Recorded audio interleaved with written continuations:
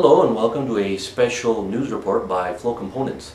On Monday, January 30th, FLO opens doors to the public so that the Honourable Glen R, Ontario's Minister of Training, Colleges and Universities, could announce the 2012 Annual Ministers Awards for Apprenticeship Training. FLO Components, as the 2011 winner of the Ontario Central region, was asked to host the awards announcement. Also in attendance was Amrit Mangat, MPP for Mississauga, Brampton South. This award celebrates employers that show leadership in training apprentices, support the apprenticeship training system, and promote careers in skilled trades. The event kicked off with a brief introduction by FLO's president, Chris Deckard, followed by a speech from the heart by apprentice Adam, and concluded with the minister's announcement. Let's take a look at what everyone had to say. Welcome to FLO Components. I'm Chris Deckard, President of FLO, and I've been asked to open and chair the event today. We are a second-generation family business. My dad started it in 1977, and in 1990 my brother and I took over the operation.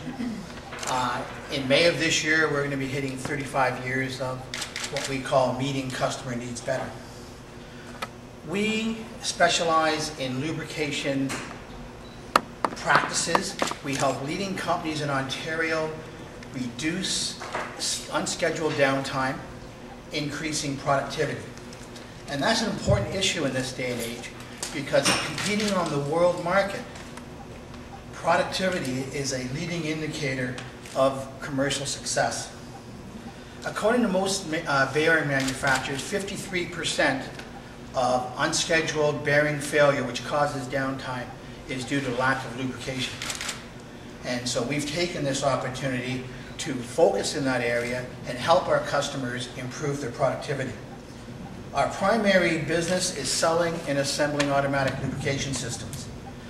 These systems provide a metered shot of lube about this big once every hour. It replaces improper practices of people not doing it, the wrong amount, or maybe even the wrong lube. 10 years ago, we recognized that due to the nature of our business, we had to change from hiring as an installer a tool guy, a handyman. I don't want to say Tim the Tool Man, but something like that. And we had to upgrade our skill level. And the trade that we selected was industrial maintenance mechanic. And we've also seen within our customers' facilities the need also for that skill. In order to have skilled trades, we need a healthy apprenticeship system.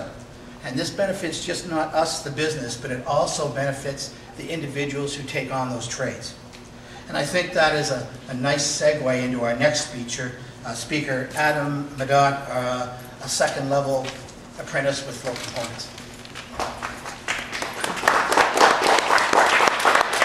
My name's Adam, and I've been asked to speak about why I became an apprentice and how it has affected my life. I became an apprentice because I've always been interested not only in how things work, but how to make things work. I always enjoyed taking things apart, repairing them, tinkering with them, and putting them back together. Originally after high school, I tried college and found that most of it just wasn't for me. After college, I tried a lot of odd jobs just to make money and found myself dreading waking up in the morning and going to work. I decided I needed a change. I did some research, and after it was suggested to me, I started to look into the trades.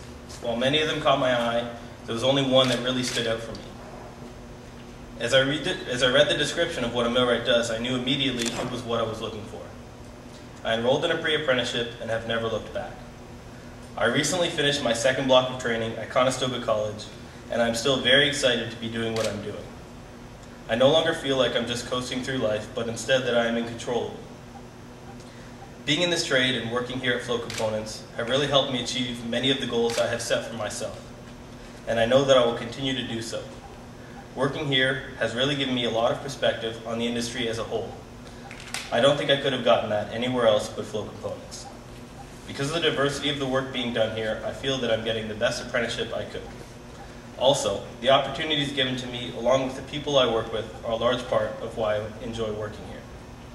Nowadays, I wake up excited to get to work because I truly love what I do. And honestly, I don't know many people who can say the same. While being in a trade has given me the means to afford the things I want, more importantly to me, it has given me security. security in knowing that with my trade ticket I will always be in demand. The broad knowledge base that I have acquired through my apprenticeship has given me the ability to make myself extremely employable, now and in years to come. I look forward to finishing my apprenticeship, getting my ticket, and becoming a journeyman. I think to me the most important part of any trade is the training of the next generation. And while I know that in this trade I will never stop learning, I look forward to the day when I can, as my teachers have for me, pass on what I have learned to others. Thanks.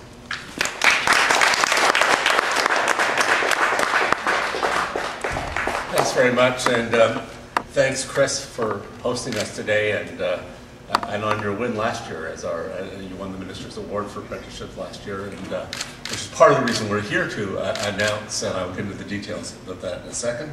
Adam, I don't know what to say. I don't have, I think Chris was joking you could do his job. I think you could probably do mine as well, and I was listening very carefully to what you're saying and about what gets you motivated in the morning to do stuff, and to me that's what I enjoy. And when there's an economic challenges that are in the world right now, I think for Amrit and for I and the people in government, it's how do we reorganize and reassemble what we're doing in government and find a way to make sure that Ontarians and Canadians, far from being left behind as we come out of this recession, are actually moving ahead. And it's not often that we get to talk to someone like you, because the choices that you made and the decisions we're trying to make are very much aligned. We're trying to change the way that government spends money, the way that we operate post-secondary education, including apprenticeships, so that it's more accessible to you, so that those jobs are more real, and so the barriers that are there for you to accomplish what you want to do with your life are fewer and the opportunities are greater. So thank you very much for so articulately putting out what was there today. It's interesting for me because this is really a microcosm of why we've had 100% job recovery in Ontario and why the US is only at 14%. Why the only place that we really compete with as a peer right now for direct foreign capital is California. We're either 1 or 2 now in the number of foreign direct investment dollars that come in here. And it's rather extraordinary that we are now at GDP growth in the 2 to 3% range in a government that will be back to balance in most of the Western world, where many Western governments now are in financial crises that almost seem unresolvable in Europe. It's really quite extraordinary. And when you understand, and a lot of people say, well, how can Ontario, which is a production-based manufacturing economy dependent on the US economy, how can we be performing so well relative to the US? And it's very hard to explain that in the abstract. We say that innovation has replaced production in a way as the main generator of wealth, and that applies here. This company is highly integrated into the US. FLO Components is dynamically related to Lincoln, a production company, manufacturing company in St. Louis. So how can they be doing so well when the US economy isn't, if you're basically, you start in those rudimentary being the manufacturer's agents and installer for a large American company? Well, because they're more than a production company. They've actually understood that shift from production to innovation as the generator of wealth, and as has this government. Because the reason they've won apprenticeship awards, and the reason I think they're doing so well, and I hope Chris will back me up here, else I'm really in trouble, since we didn't talk about this before, is that innovation is at the heart of the company, as is talent. So they take a product, and you can walk up and down the lines here, and you can see they're changing that product. They're taking a lubrication product, and they're innovating with it all the time. They customize this product and add value to it, put new dimensions and new technologies on it, so that they can sell lubricating to everything from the auto sector to the food manufacturing and food processing sector. This is really a production company that has reinvented itself as an innovation company. And so what are they doing for the Americans? Not only are they creating more jobs for Ontarians, not only are they leading job creation here by putting innovation at the foundation of production. For Lincoln, they're creating more customers.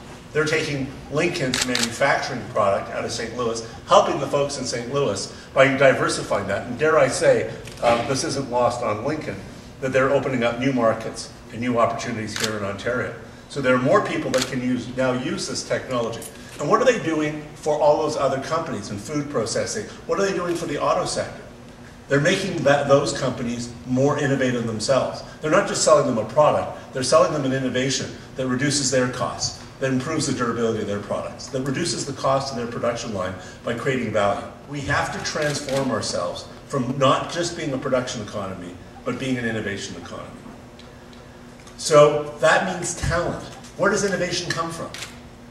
It comes from more imaginative, more engaged people. So when we were elected, we had about 12,000 people in apprenticeships going every year, and about 60,000 people total. We now have 120,000 people in apprenticeships this year alone, and it's going to grow by 30,000. And that growth rate is accelerating every year because we're still short mill rates. And the worst thing, that our first responsibility to Adam and to his family is to make sure that he's properly trained and he's safe, and I think Chris would agree with us. Because we want to make sure that people are properly trained, not just to a standard of excellence in their field of competency, but to a standard of excellence in safety. So there's no shortcuts here. We now have an apprenticeship program here, but we also have a rather remarkable awards program. As I mentioned, last year FLO Components won the 2011 Minister's Award for Apprenticeship Training, and they have been training industrial millwrights since 2003, as Chris said, realizing the value of a creative and dynamic workforce. We're proud of their success story, obviously, and we see them as an example of that. Words are important, but this kind of recognition is something that tells other people who do business with companies like FLO Components that they're recognized by their government for their outstanding nature, as are the staff. There are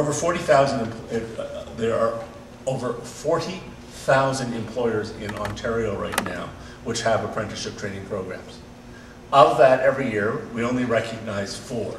Last year, we had 65 nominations. This year, people have till the end of next month, the end of February, to submit nominations. Anyone can do it. Ontario is broken down into 4 regions for apprenticeships. We're looking for people who are investing in talent, who are developing their talent to standards of greater innovation, greater productivity, and I think because that's how we have to compete. If you ask us what's one of the biggest challenges for us is how do you improve productivity, that's companies adapt to 2 things. Technology better, and using technology in a more efficient way to create a higher value product at lower cost, more outputs with fewer inputs, and paying people better, and putting more money into talent and skill and into training. So we found different ways to do that. We have extensive 35 and now 45% tax credits for small businesses who hire apprenticeships. We have $4,000 and $5,000 grants for students who take apprenticeships on. We have expanded support both for the individuals and the industries, wider, I think, than any other province in the incentives for it. And we constantly have feedback and dialogue, and we want to recognize that. We want to celebrate the apprenticeships and the employers that do that. So we will be, in May of this year, announcing the winners. There will be 16 nominees, will be essentially the honorable mentions, and 4 winners. And Chris has set the bar pretty high. So if we're hoping that you and the media will help us get this message out, and that you'll also help encourage the nomination of folks. And if you want to understand, you want to see what a winner looks like, you have to look no further than FLO Components. And I want to thank you, Chris, very much for hosting us. I want to thank you, Adam, for loving your job and encouraging others. I think you're quite a role model, and we have a role model both in the business and in a young, bright staff person at this company who represents, I think, what we're trying to do. And Chris and Adam, thanks very much. And Amrit, the 3 of you have been a big part of that. Thanks very much, and thanks for coming out today.